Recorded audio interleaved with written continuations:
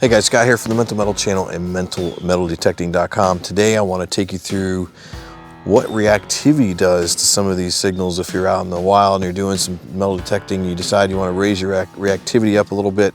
I'm going to show you the sweet spot you may want to consider. I'm not saying this is right or wrong, and could be different depending on your neck of the woods and your soil conditions, but I think you're going to be reluctant to go any higher than what I show you in the video, just because you start to lose signal quality when you do that. So just be mindful of reactivity and what it's going to do to some of these signals. Okay, so we're going to use this in my test bed here, my test garden. I got 16 targets.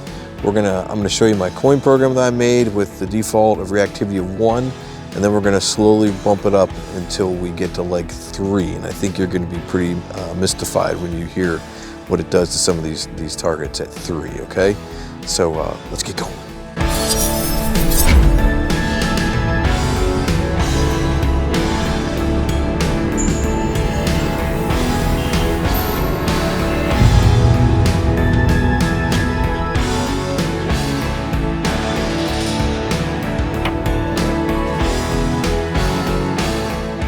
All right, guys, like I said, I'm in my coin program. It's in program 15, my slot that I've saved off. I've gone through these settings a million times with everybody, so I don't know if I need to go through them again. But I'll show you just real quick here. Let me get my bearings here with my phone, my camera. So right now, we are in default discrimination of 0. I don't have any discrim turned on. We are in 5 tones. Tone breaks are 0, 58, 64, 88, and obviously 99. I have the first tone at 101, the second one at 102, third one at 844, the fourth one at 725, and the last one is at 972. So that just gives you just gives you the breakdown of what my tones are and what tone breaks are. All right, bottle caps is at 2. I don't have any notch. My silencer is at 2. Let's go into my sensitivity is at 93. Frequency shift iron volume is at 3. Reactivity is at 1. We're going to start out with 1, okay? And we're going to bump it up. So let's go through the test garden real quick and just give you an idea what these sound like. This is a 10-inch dime. I can hit a 10-inch dime. Sounds good. Oh, I forget what all these are. I believe that's a war nickel. Yes. This is a 12-inch half dollar. Loud and proud. This is a dime with some nails. Picks it out, but you can hear the nails. This is a bottle cap. Come over here. This is going to be an 8-inch quarter on edge.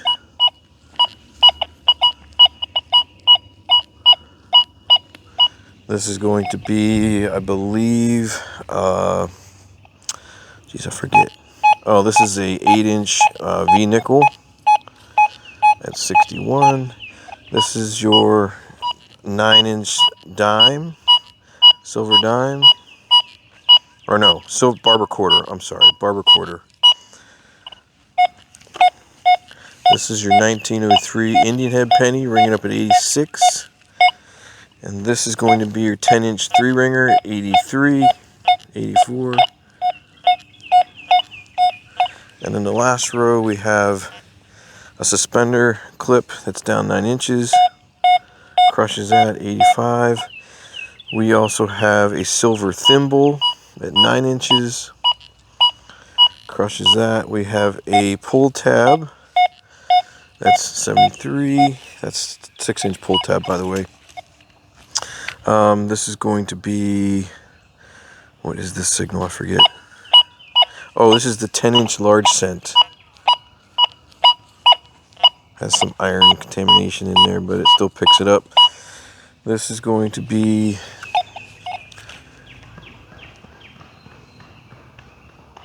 somebody's running down the road here. I don't know what's going on. Oh. Anyway, This is going to be a artillery fragment from the American Civil War. You hear nothing but iron jumping around. And finally, this is an 8-inch flat button.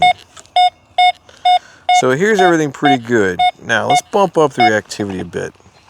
So we're at 1. Let's bump up the reactivity to,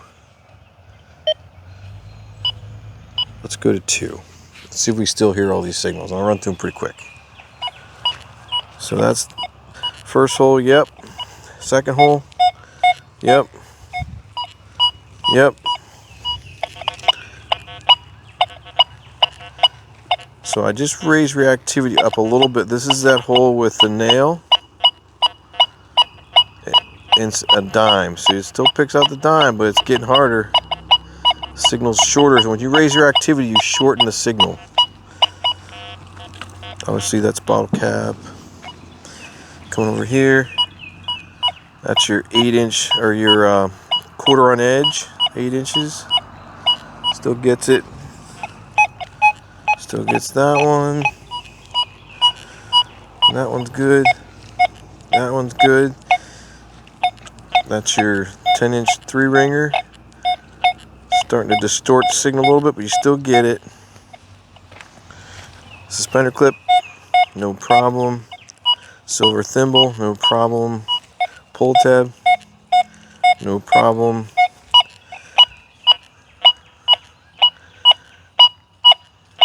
No problem on that one, which I keep forgetting what that one is. That is a, put my paper over there. What is that signal? 94. Then you got your shell frag that's just hitting iron, and then the last one is your 8-inch flat button. So it hits all the targets. Now let's bump up the reactivity to 3. Let's see what happens. Let's go to 3. All right, so first target. Listen, can you hear the dime? 10-inch dime? Not too much anymore, can you? This is your war nickel, we can still hear that. This is your 12-inch half dollar. You can still hear it. This is your dime with the nails.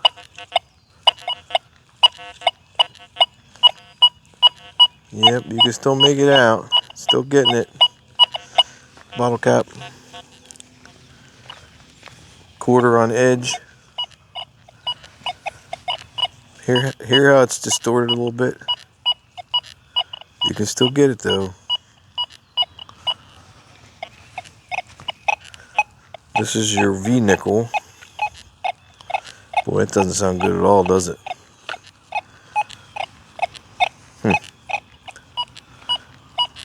That one's fine. That's your Indian head penny right there. You can get it, but it's distorted a bit. That's your 10-inch 3-ringer. I don't know if I would dig that. Final row, suspender clip. Yep. Silver thimble. A little less louder. It's not as loud as it was, is what I'm trying to say. Obviously, your pull tab's still going to ring good. Still sounds good. Iron frag still sounds iron. And then your flat button.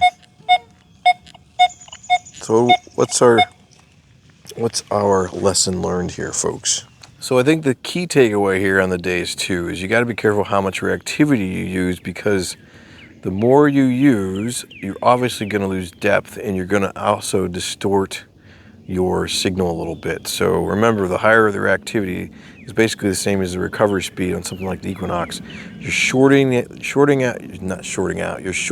signal, so you only hear a short piece of the signal, versus the lower the reactivity, it makes the signal longer to hear. Sounds like it's longer and louder.